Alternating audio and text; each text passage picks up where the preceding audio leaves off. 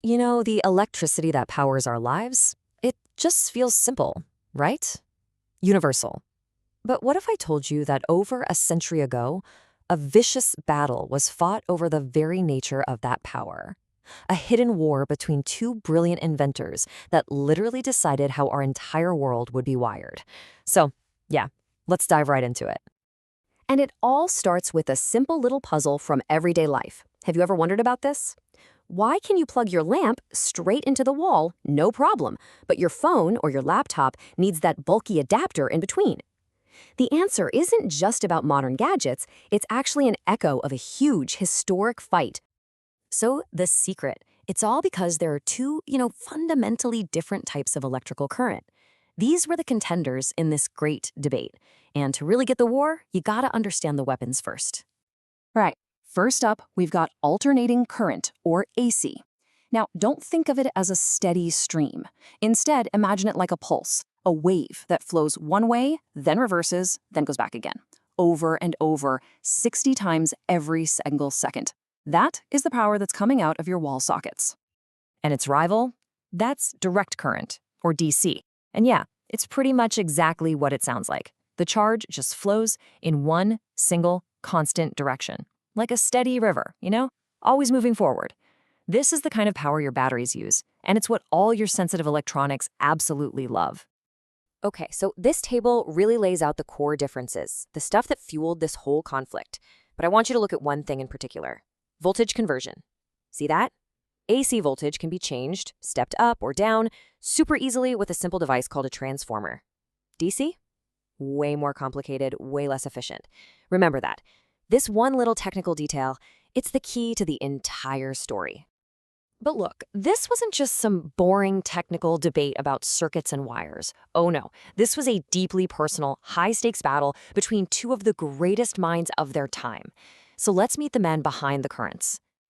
All right, in this corner, you've got Thomas Edison. I mean, the guy was a living legend, the Wizard of Menlo Park. He'd built a whole empire and a massive fortune on DC power, and there was no way he was going to let that go. And in the other corner, Nikola Tesla, a brilliant, kind of eccentric visionary, and funny enough, a former Edison employee who saw a completely different future, a future built on alternating current. So what was the big disagreement about? It wasn't just theory.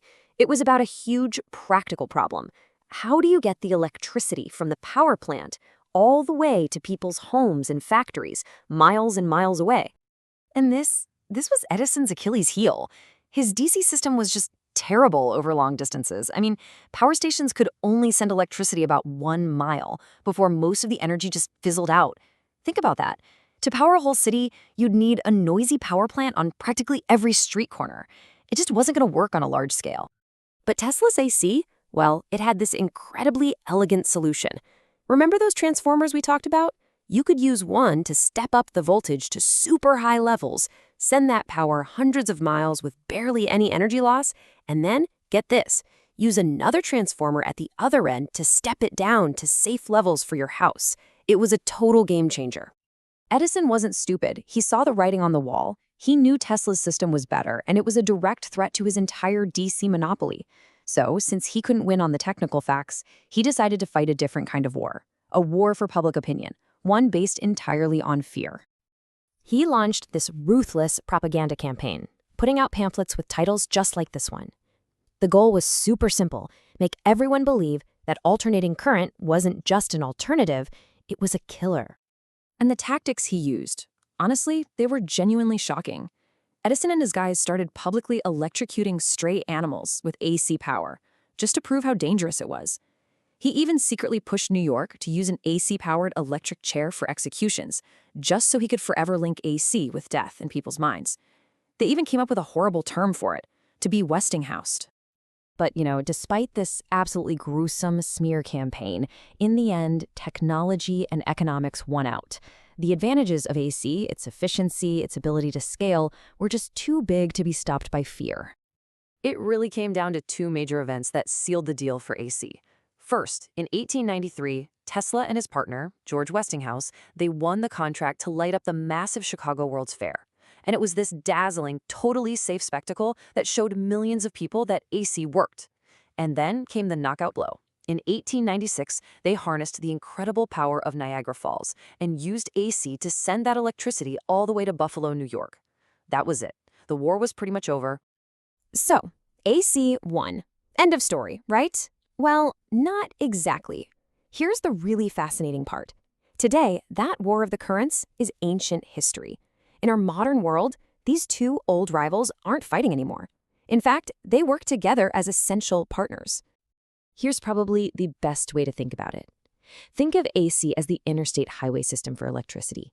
It's perfect for moving huge amounts of power over really long distances. DC then is like the local roads. It's that last mile, the final part of the journey that actually powers our batteries and all the tiny, delicate parts inside our electronics. And this brings us right back to where we started, to that first question. The AC coming from your wall, that powers your big stuff, like your lamp or your fridge, directly. But for your phone or your laptop, that little power brick, that's a tiny converter. Its whole job is to take that AC highway power and change it into the steady DC local power that your device actually needs to run. See? We need both of them. But you know what? The story still isn't over. As we start looking at a future with way more solar panels, huge battery storage systems, and electric cars, all of which, by the way, run on DC, a really interesting new question comes up. Is direct current, Edison's old favorite, about to make a quiet comeback? Could it challenge AC's 100-year reign over the power grid? The war might be over, but the story of electricity, well, that's still being written.